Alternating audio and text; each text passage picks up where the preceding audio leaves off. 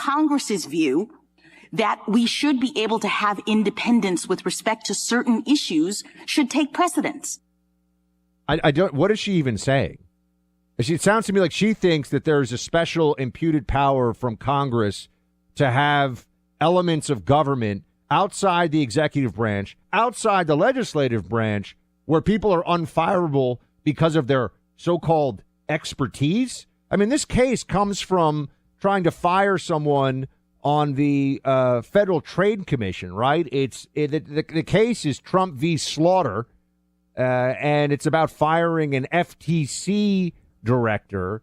I think we could find somebody else to do the FTC job. Thank you very much. I think really what this goes to, Clay, is that Democrats cling to this, if you will, Fauciite power, going back to Dr. Fauci, of people who can have vast power within the bureaucracy but are answering to no one because bureaucrats tend to be Democrats. Also, it's Congress not doing its job because, I mean, this is very basic, and I get it, that when you go to separation of powers, where we really run into where the rubber meets the road is where do you define the separation of the power, right? This is Marbury v. Madison back in the day with, hey, the Supreme Court has the ability to review any actions of the executive or the obviously congressional power and try to make a determination there. But again, I don't have any problem with Ketanji Brown Jackson's perspectives, but she everything that she does, it appears that she thinks she's a senator or a governor or even a presidential candidate. If she wants to do politics, that's fine. But the job of a justice sitting on the Supreme Court is not to articulate political arguments, and that's all she seems capable of doing. Well, I don't think she knows the difference, which is a huge problem. Well, I think she's more so of an issue. Deeply mired in her perspective, point of view, and political ideology that she does not know the difference between the role of a judge and the role of a legislator. That's what came across to me in this argument. That she has no idea, that she couldn't make a distinction, really, because she's saying things like, okay, well, who determines that these people are experts? So someone hired them somewhere along the line, so who gets to fire them? I mean, if you start to work backward from her premise, so once you work for the FTC, you get to stay there forever? So explain this to me. We can't find somebody better?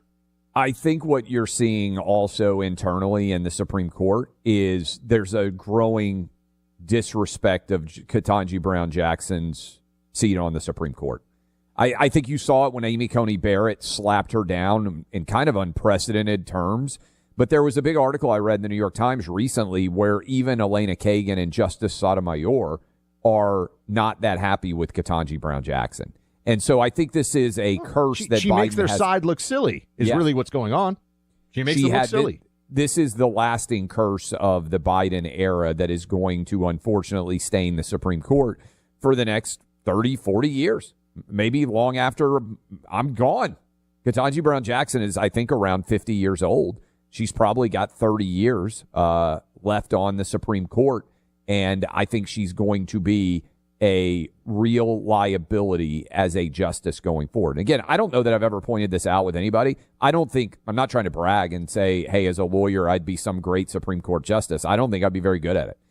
I would be better than Ketanji Brown Jackson as a Supreme Court justice. Clay, I didn't go to law school, and I think I'd be better than Ketanji Brown Jackson.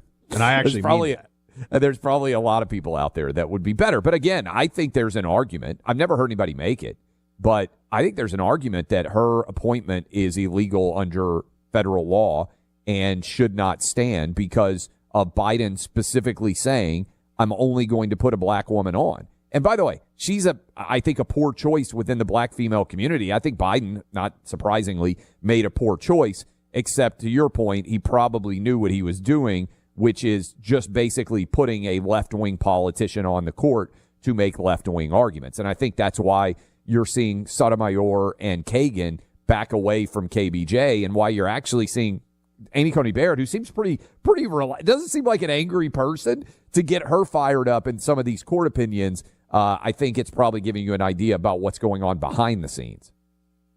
Cozy Earth are great Christmas gifts. That is for sure. I got a whole bunch of Christmas gifts for my family in New York. I already gotten a lot of Cozy Earth stuff for Carrie here, but I'd gotten even more stuff for my family in New York. They love it. The sheets, the blankets, the clothing, the pajamas, the robes. Are you a robe guy or gal? Let me tell you, some people really like robes. Go check out CozyEarth.com. Their products are incredible. This is your one-stop shop for everything you need for Christmas, for yourself, gifts for family and friends. Cozy Earth fabrics are incredibly soft, smooth, with a breathable feel. You can't go wrong sending this gift, particularly to somebody that is all about luxury items and luxury feel. The Bubble Cuddle Blanket is a fan favorite. Producer Allie, she snuggles up with her husband Gerard and their cats in the Bubble Cuddle Blanket. It's a fabulous thing. They're very snuggly, and I'm telling you, I've got one here.